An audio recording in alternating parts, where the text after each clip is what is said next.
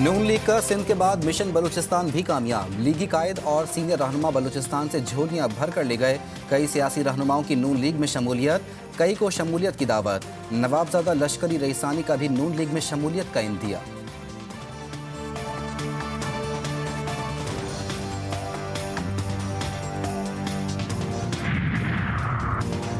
बातें करने वाले बहुत आए, तब्दीली लाने वाले 4 साल में कौन सी तब्दीली लाए। नवाज शरीफ का कोयटा में वर्कर्स कन्वेंशन से खिताब, बोले उनमें और हम में कुछ तो फर्क है। हमने बलूचिस्तान में सड़कों का जाल बिछाया, बिजली की लोड शेडिंग खत्म की। तब्दीली वालों ने वापस बिजली की लोड शेडिंग शुरू करवा दी। तब्दीली लाने वाले हसद और गालियां हमारे मुआशरे में लेकर आए।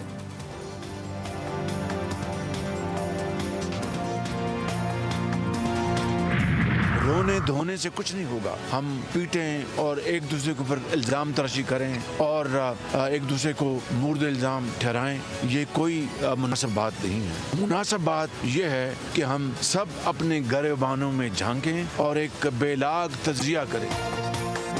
एक दूसरे पर इल्ज़ाम तराशी और रोने धोने से कुछ नहीं होगा। मुनासिब है कि हम सब अपने गिरबानों में झांकें और अपनी गलतियों का जायज़ा लें। शहबाज शरीफ की मीडिया से गुफ्तगू।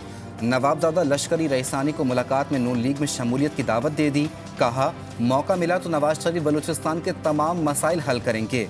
लश्करी रईसानी बोले नवाज शरीफ बेहतरीन सियासतदान, उम्मीद है मसाइल का हल जानते होंगे।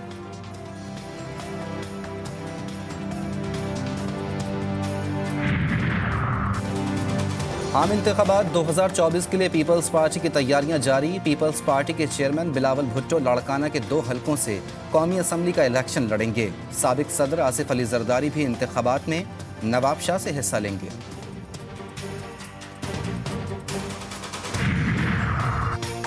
नवाज शरीफ के खिलाफ अदलिया मुखालिफ तकरीर पर तौहीन अदालत की दरख्वास्त खारिज। इस्लामाबाद हाई कोर्ट ने 2018 से ज़ेर इल्तिवा दरख्वास्त पर फैसला सुना दिया। दरख्वास्त गुजार की जानिब से कोई भी अदालत के सामने पेश नहीं हुआ।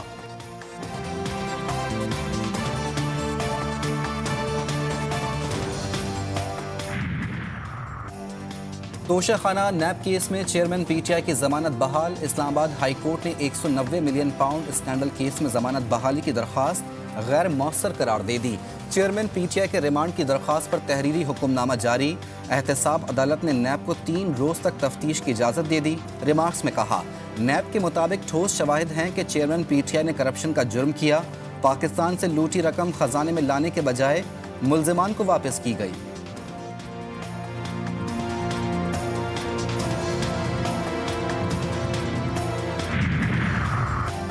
फैज़ाबाद धरना केस में अहम पेशरफ। वफाकी हुकूमत ने तहकीकात के लिए कमीशन तश्कील दे दिया। नोटिफिकेशन सुप्रीम कोर्ट में पेश। अटॉर्नी जनरल ने इंक्वायरी कमीशन के TOR पढ़कर सुनाए।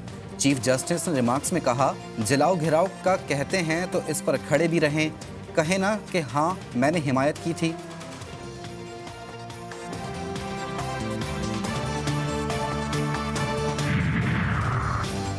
भारत खित्ते में तसादुम और अदम इस्तेहकाम को हवा दे रहा है। निगरान वज़ीर आज़म अनवारुल हक काकड़ ने भारत में अक़लियतों के खिलाफ मज़ालिम से मुताल्लिक डोजियर लॉन्च कर दिया। तकरीब से खिताब में कहा कि पॉलिसी मेकिंग से मुताल्लिक बहुत से चैलेंजेस का सामना है। तरक्की के लिए बुनियादी ढांचे की तामीर वक्त की अहम ज़रूरत है। बैनुल अक़वामी अमन के लिए पाकिस्तान अपना किरदार अदा करता रहेगा।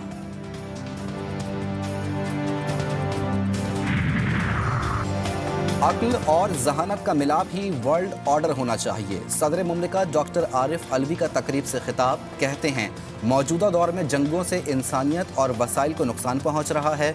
कवानीन मौजूद हैं मगर अमल दरामद नहीं हो रहा। इस वक्त दुनिया में इंसानी जान की कीमत मुख्तलिफ है।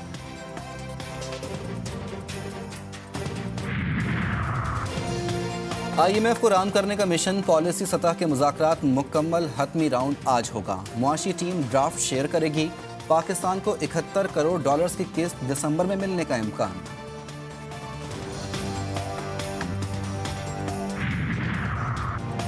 निगरान वज़ीर आला पंजाब की NICBD आमद, मुख्तलिफ शोबों का दौरा। मोहसिन नकवी कहते हैं ऐसा इदारा पंजाब में भी होना चाहिए।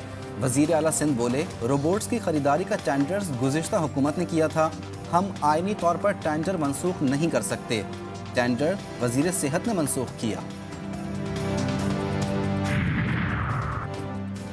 کراچی کے بے ہنگم ٹریفک کو کنٹرول کرنے والا کوئی نہیں، حادثات کی شرح میں خطرناک حد تک اضافہ، شہر کی سڑکوں پر تیز رفتاری سے دوڑتے قاتلوں نے رواں سال 622 خاندان اجاڑ دیے، 10,515 افراد زخمی بھی ہوئے، ٹریفک پولیس کی ٹریفک قوانین کے خلاف کارروائیاں بھی بے سود، دن کے اوقات میں بھی ہیوی ٹریفک سڑکوں پر رواں دواں، موت کے سوداگر کو لگام نہ ڈالی جا سکی، ٹریفک حکام کا سارا زور ہیلمٹ پہننے اور سیٹ بیلٹ لگانے پر ہے۔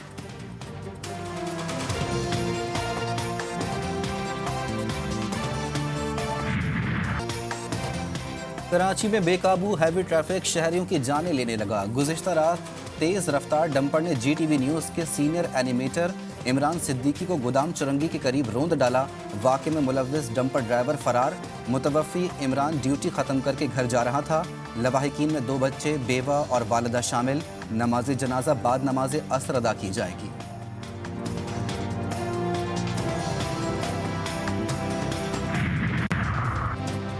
مسافروں کے لیے اچھی خبر، ریلوے حکام کا عوامی ایکسپریس کو بحال کرنے کا فیصلہ، کراچی سے لاہور اور لاہور سے پشاور کے درمیان چلے گی، ریلوے ہیڈ کوارٹرز کی کیریج شاپ حکام کو 18 بوگیوں کی تیاری کی ہدایت جاری، آغاز آئندہ ماہ دسمبر میں کیے جانے کا امکان۔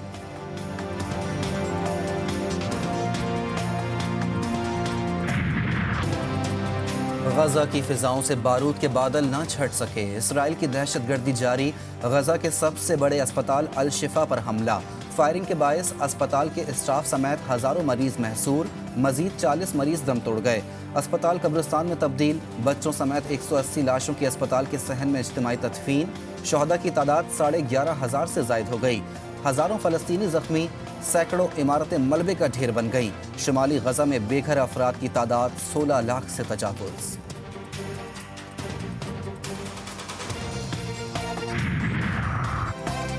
امریکی صدر جو بائیڈن کے خلاف غزہ میں نسل کشی میں ملوث ہونے کا مقدمہ دائر، وزیر خارجہ اینٹونی بلنکن اور وزیر دفاع لائیڈ آسٹن بھی نامزد، امریکہ میں انسانی حقوق کے گروپ CCR نے نہتے فلسطینی عوام کے قتل عام کا ذمہ دار قرار دے دیا۔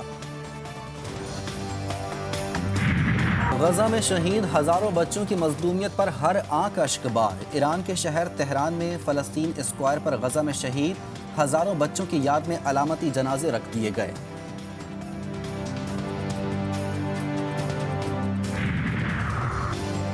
ہندوستان FATF کے ریڈار پر، غیر قانونی اور غیر انسانی کارروائیوں کی تفتیش کے لیے ٹیم بھارت بھیج دی، رپورٹ کے مطابق ہندوستان کئی دہائیوں سے بین الاقوامی منی لانڈرنگ اور مختلف اشیاء خصوصاً ہتھیاروں اور گولہ بارود کی غیر قانونی تجارت کے مرکز کے طور پر کام کرتا رہا ہے۔ بھارت میں صرف 10 سال میں منی لانڈرنگ میں 674.9 بلین ڈالر تک بڑھ گئی۔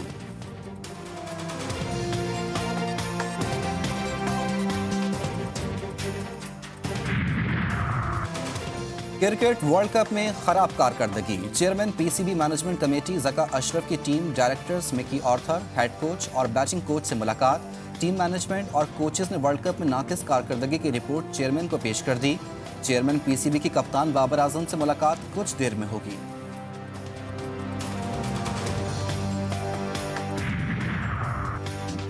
مشن ورلڈ کپ کا پہلا سیمی فائنل، بھارت اور نیوزی لینڈ کی ٹیمیں ممبئی کے واکھنڈے کرکٹ اسٹیڈیم میں مد مقابل، بھارتی سرماؤں کی بیٹنگ جاری، دونوں ٹیمیں جیت کے لیے پرعزم، ایونٹ کا دوسرا سیمی فائنل کل جنوبی افریقہ اور آسٹریلیا کے درمیان کھیلا جائے گا۔